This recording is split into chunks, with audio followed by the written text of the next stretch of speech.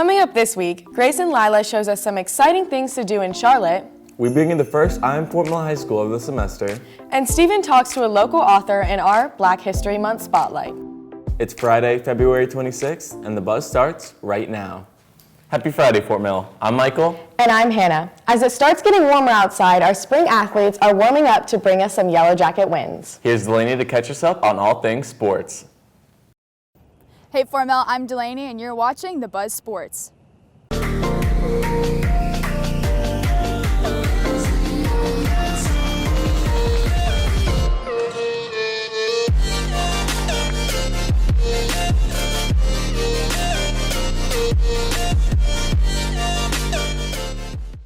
Varsity girls soccer had a scrimmage against Indianland at home on Monday, and on Thursday, the girls faced off against Hammond High School and won 3-0.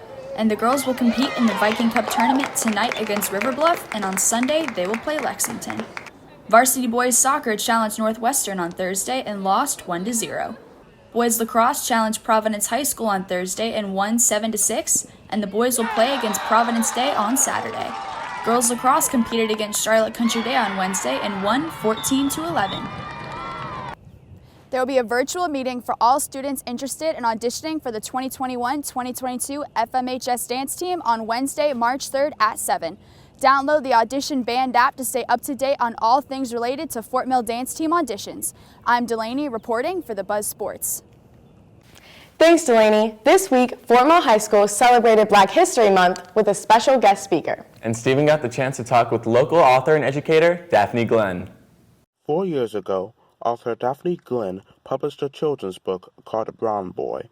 Brown Boy is a story of a mother and a son.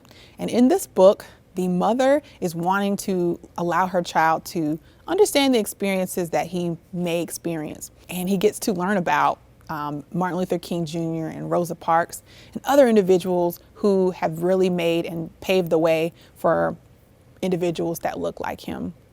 Brown Boy's creation stemmed from Miss Glenn's own struggle with warning her nephew about racial issues in society. At the time when I wrote my book, I had a 2-year-old nephew, and that was a time when Trayvon Martin was shot. And it was a tough experience. How am I going to tell my 2-year-old nephew, or when he does grow up, how am I going to tell him that there are individuals in the world who may not like him because of the color of his skin? After seeing her book's success, Miss Glenn decided to write a second book directed towards girls, titled Brown Girl. So this book, in examining the experience that brown girls experience, I wanted to talk a little bit about self-love and loving yourself. And no matter how your hair looks, no matter how your body is shaped, how tall, how short, all of that, I wanted to capture that in a book. Miss Glenn hopes to use her stories to spark more dialogue about current injustices. So Start the Conversation movement is my own personal movement with my books. Of course, having those conversations, I want the conversation to be started. I don't want young boys or young girls to be startled by what's going on in the world. So I wanted to have parents start having these conversations with their families.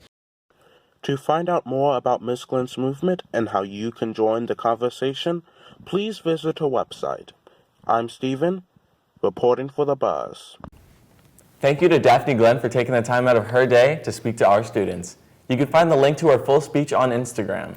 Just follow us at thebuzztv_FMHS. In the Yellow Jacket universe, there's a lot of talented students walking the halls. We sat down with a very talented athlete in this week's I Am Fort Mill High School. I started skating when I was 8, so I've been doing it for almost 9 years. My mom's Canadian, so her family and going up there a lot has definitely gotten me started to skating.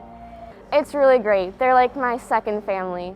I remember I was so scared when I first got there, and now I think of it as my second home. I could never imagine leaving. Probably get to the rink around 5 or 5:30 a.m. every morning, and then I skate until school, and then after school I go back to the rink and practice for a couple hours. My favorite part about skating is the feeling when you compete and just knowing that all your hard work is paid off.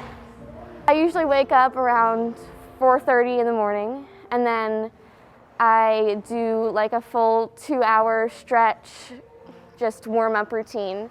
And then competition will usually be around 8:30 or 9 in the morning, and there'll usually be about 20 to 30 people in my group.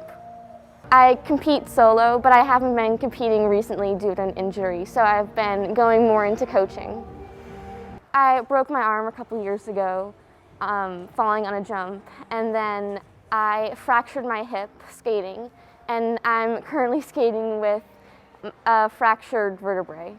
The mental block part of it, sometimes you just have to tell yourself that you can do it, because if you let yourself get in your head, then you're not going to get any better.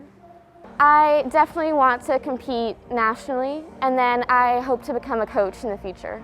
I just think that everyone should try it at least once in their lives, because I could never have imagined myself here 5 years ago, but I wouldn't change it for the world. My name is Sophie, and I am Fort Mill High School.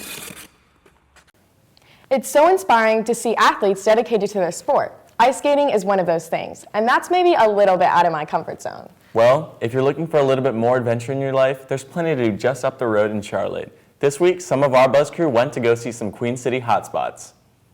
Our first location is Sleepy Poet Antique Mall. Located in South End, the Sleepy Poet Antique Mall is a great place to come with your friends, shop, and support local sellers.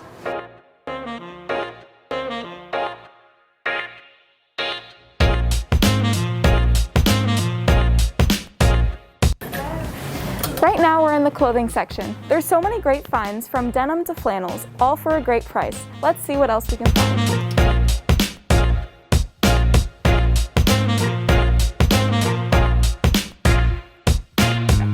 We're about to head out to Sleepy Poet, but don't we look adorable? Let us know in the comments. On to our next location.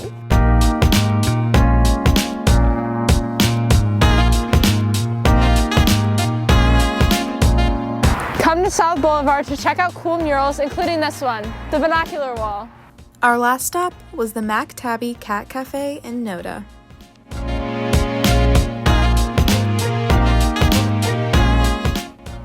Unlike other cafes, this shop includes an option to enjoy coffee with some furry friends. And if cats aren't for you, you can take your coffee to the window and look at the city below. That's all for our day in Charlotte. Vlogging for the Buzz, I'm Grace. And I'm Lila. Thanks, guys. That definitely gives me some ideas on places to go this weekend. Well, that's all we have for you this week, but Emma and Sophie will be back next week showing you how school will look like when we return full-time on March 15th. You can follow us on Instagram or Twitter to get news updates throughout the week. So until next time, I'm Michael. And I'm Hannah. Have a wonderful weekend, Fort Mill. Mill. That definitely gives me some ideas on places to go this. Oh, okay, I didn't like that at all. It was a little too casual. Yeah, kids. I lost y'all. Welcome back. We're putting on hats. We're putting on hats? Yes. Oh, I'm still my. I thought he was on Clash of Clans. I was like, did you really ruin the take because your village got raided? Okay, can you hear me now? Really? Can you hear me now? Can you hear me now? Together. We don't have to live in fear. Because for the first time in forever, I will be right here. I just froze.